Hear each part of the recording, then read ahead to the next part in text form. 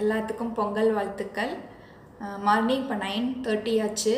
நான் கோயிலுக்கு போயிட்டு வந்து பொங்கல் வச்சு சாமி கும்பிட்டாச்சு, பொங்கலும் சாப்பிட்டாச்சு. இன்றைக்கி நான் வரகரிசியில் தான் பொங்கல் வச்சேன். இப்போ நான் எப்படி பொங்கல் வச்சேன், வரகரிசியில் எப்படி பொங்கல் வைக்கிறது அப்படிங்கிறத நான் வீடியோவை ஷேர் பண்ணுறேன். நான் எப்போவுமே பச்சரிசியில் தான் பண்ணுவேன். ஓகே, வரகரிசியில் ட்ரை பண்ணலாம் அப்படின்ட்டு இன்றைக்கி நான் புதுசாக ட்ரை பண்ணேன். ரொம்ப நல்லா இருந்துச்சு. நான் அந்த வீடியோ உங்களுக்கு ஷேர் பண்ணுறேன். பார்த்துட்டு செஞ்சு பார்த்துட்டு கமெண்ட்ஸில் எனக்கு சொல்லுங்கள். பிடிச்சிருந்தா உங்கள் ஃப்ரெண்ட்ஸுக்கெல்லாம் ஷேர் பண்ணுங்கள், சப்ஸ்கிரைப் பண்ணுங்கள் என்னோடய சேனலை. இப்போது எப்படி பொங்கல் பண்ணுறது அப்படிங்கிறத பார்க்கலாம். ஒரு டம்ளர் வரகரிசி, அதே டம்ளரில் 1/4 டம்ளர் பாசிப்பருப்பு, 2.25 டம்ளர் நாட்டு சர்க்கரை. இப்போ இந்த டம்ளரில் தான் நான் எல்லாமே அளந்து எடுத்திருக்கேன். இப்போது வரகரிசியை நல்லா அலசி 1/2 மணி நேரம் ஊற வச்சு எடுத்துக்கலாம். 1/2 மணி நேரம் ஊறினா தான் நல்லா க்ரீமியாக நல்லா டேஸ்ட்டாக இருக்கும் பொங்கல். சாப்பாடாக இல்லாமல் நல்லா க்ரீமியாக இருக்கும். நல்லா அலசி எடுத்தாச்சு. இப்போது ஒரு குக்கரில் கொஞ்சமாக நெய் விட்டு பாசிப்பருப்பை வறுத்து எடுத்துக்கலாம். நெய்யில் வறுத்து எடுத்தால் நல்லா டேஸ்ட்டாகவும் இருக்கும், நல்ல ஸ்மெல் நல்லாயிருக்கும். நெய் ஸ்மெல்லோடு நல்லா சூப்பராக இருக்கும் பொங்கல்.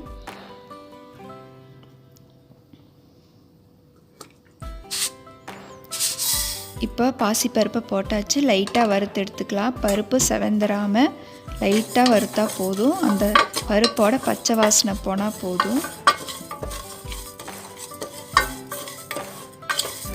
இப்போது நான் டோட்டலாக 1.25 டம்ளர் நான் எடுத்திருக்கேன் வரகரிசி ப்ளஸ் பாசிப்பருப்பு. இதுக்கு நான் 4 டம்ளர் தண்ணி நான் சேர்க்க போகிறேன். இப்போது 2 டம்ளர் தண்ணியும் 2 டம்ளர் பாலும் நான் சேர்க்க போகிறேன். பால் சேர்த்தா இன்னும் நல்லா டேஸ்ட்டாக இருக்கும். நல்லா பொங்கல் நல்லா ஸ்மெல்லாக நல்லா க்ரீமியாக இருக்கும். நல்லா ரிச் டேஸ்ட் வரும் பால் சேர்த்திங்கன்னா.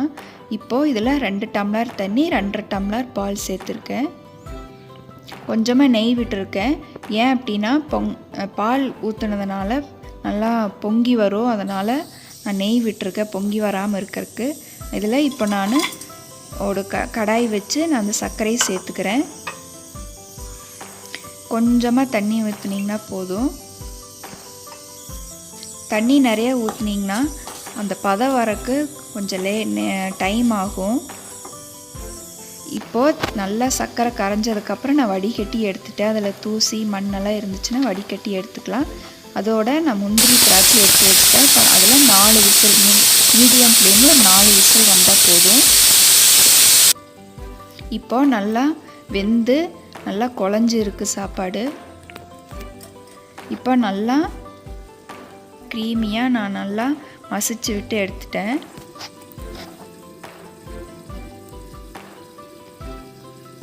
அந்த வடித்து வச்ச பாகு தண்ணியை நான் நல்லா நொற விட்டு நல்லா பொங்கி வரணும். பொங்கி வந்து ஒரு கம்பிப்பதம் வரணும். பக்கத்தில் ஒரு கப்பில் தண்ணி வச்சுட்டு அதில் ஒரு சொட்டு விட்டிங்கன்னா கையில் எடுக்கிறதுக்கு நல்லா உருண்டு வரணும். கரைஞ்சி போகாமல் அப்படியே நிற்கணும். இன்னும் அந்த பதம் வரல.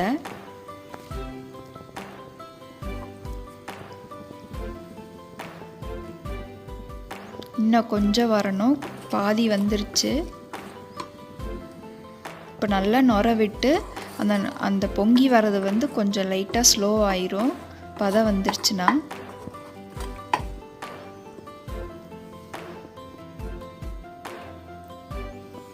இப்போ இந்த பதம் நல்லா கரெக்டான பதம்.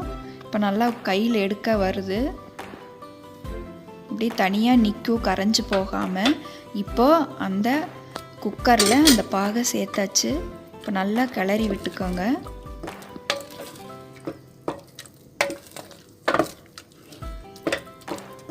பால் விட்டு வேக வச்சதுனால நல்லா க்ரீமியாக நல்லா குழஞ்சி வந்திருக்கு. சாப்பாடாக இருந்துச்சுன்னா பொங்கல் அவ்வளோவா டேஸ்ட் வராது. இந்த மாதிரி க்ரீமியாக இருந்தால் தான் பொங்கல் நல்லாயிருக்கும், ரொம்ப டேஸ்ட்டாக நல்லாயிருக்கும்.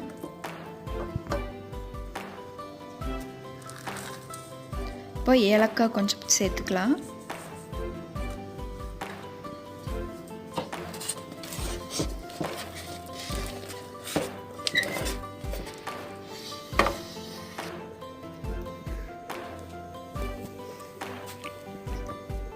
இப்போ முந்திரி திராட்சை பொரிச்சு எடுத்து அதில் சேர்த்துக்கலாம்.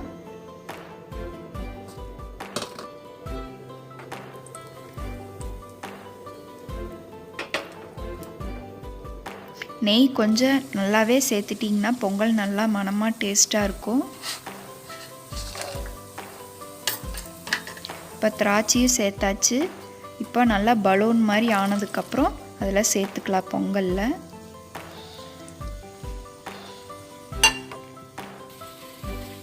இப்போ நல்லா கிளறி விட்டாச்சு. இப்போது பொங்கல் ரெடி ஆயிடுச்சு. சர்வ் பண்ணலாம். தேங்க்யூ. பாய்.